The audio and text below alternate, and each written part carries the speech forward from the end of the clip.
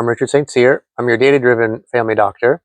And today I wanted to start a video series of prescribing. I wanted to go one by one about a lot of medicines that I think can be harmful, more than helpful, more than people think. And maybe we can discuss it and maybe try to get off of some things. So today I'm going to start with proton pump inhibitors. Those are heartburn pills. You've probably seen the ads for decades, or you're probably on it. There's Prilosec, Protonix, Nexium, Prevacid. They're all once-a-day pills for heartburn, and millions of people are still on these medicines. And the studies have shown maybe 70% of people do not need to be on a proton pump inhibitor every day. And especially if people have the serious diseases where people should be on a proton pump inhibitor. Let's go over those. So there's something called Barrett's esophagus. It's a stricture on the lower part of the esophagus, which can actually slowly cause cancer. So those people should definitely be on it. Hiatal hernias, usually people need to be on a proton pump inhibitor. There's anyone who's had a GI bleed should probably stay on it. And people who are on chronic anti-inflammatories like ibuprofen or Nexium naproxen for chronic pain, they're much higher risk of GI bleed, so they should probably be on a daily proton pump inhibitor. But otherwise, that's a smaller percentage of people that are actually on it, and everyone else just has maybe garden variety heartburn, and their bodies got so dependent on it. So why am I worried about it? Because of the risks. So ever since 2010, actually, there's been a warning on the labels from the FDA talking about bone risks. So there's really concerning studies from all over the world that show an increased risk of fractures. So let me tell you about a couple of them. There was a 2011 meta-analysis of over 1 million people, and it showed an increased risk in hip and spine fractures in any fracture. But interestingly enough, not the H2 blockers like Pepcid. They didn't have the fracture risk. Another thing that I was concerned about was diabetes. There's some interesting studies coming out that show that risk too. There was a 2021 prospective cohort study of over 200,000 patients showing a 26% increase of diabetes if people take PPIs for more than 2 years. Another big one is dementia. So dementia, Alzheimer's, or other types of dementia, there's been studies suggesting there's an increase in that as well. There was a 2023 prospective cohort study of 1 million Danish people following them for 24 years. So a very impressive cohort study. And the longer use of PPIs had more risk, especially over a 5-year risk. And there's also risks for heart disease. There's studies that were showing an increased risk, higher heart attacks, higher stroke risk, and higher overall death rates with people that do chronic use of proton pump inhibitors. One interesting thing about the study was that one of them in particular, the esomeprazole, which is Nexium, showed a higher risk of all of that cardiovascular disease than the others. So I'm not sure why. I haven't seen any other follow-up studies on that, but something to think about. Maybe if you have to be on the PPI, maybe not be on the Nexium. So how do we get off of it? It's the problem with why probably so many people are still on these medicines is that it's actually really hard to get off of it.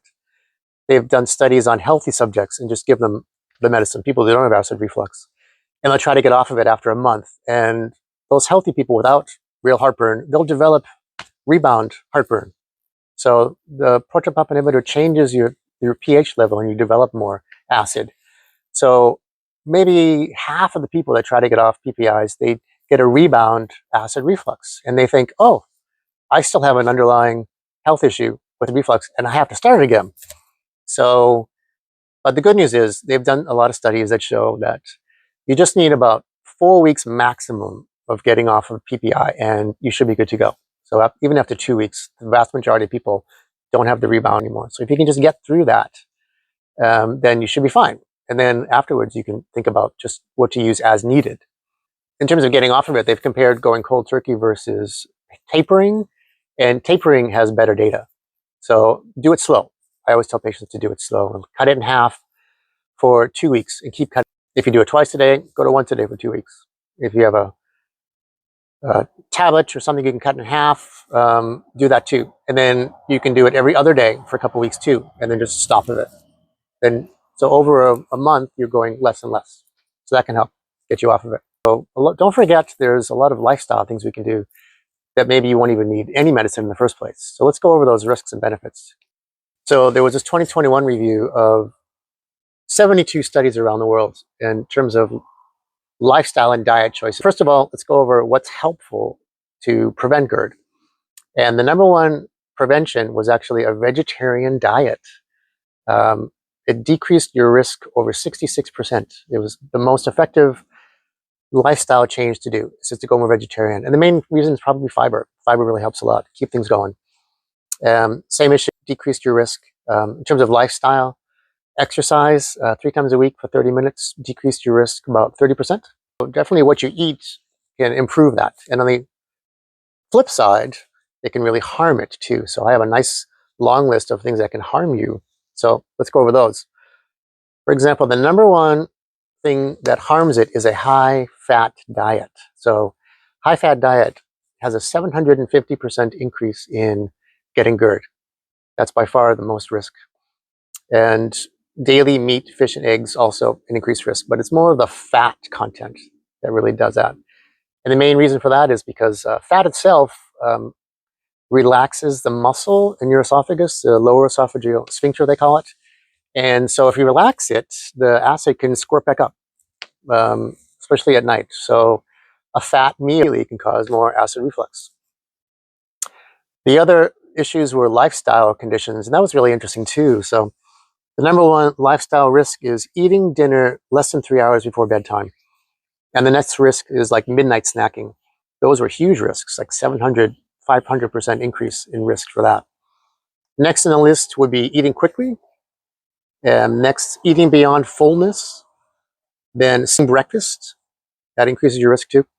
Eating hot foods a little bit. Lower down the list is alcohol, and smoking also increases your risk too. So all those are lifestyle choices you can maybe think about what you can change for that. And if you do those changes, you'll have less need for pills in the first place. So to summarize, I'm talking about it because I think there's serious issues. So why not try to get yourself off of it, taper yourself off, and switch to something else? The simplest thing is always actually just an antacid, which works the quickest anyway. It takes 5 minutes for it to kick in for immediate acid relief.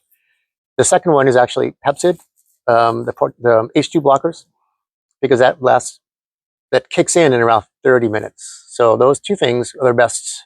So your proton pump inhibitors actually take the longest to kick in the first place. So it takes maybe up to a day to really notice a big difference. So they're actually the last resort anyway for severe heartburn in the first place. So, thanks for watching. Please subscribe down below so you don't miss any future videos. And you can also read hundreds of my former articles at drstsear.com. And I need people's help to choose future deprescribing videos. In the comments below, can you help me figure out what do you think I should talk about? I was thinking multivitamins, fish oil, vitamin D, things like that.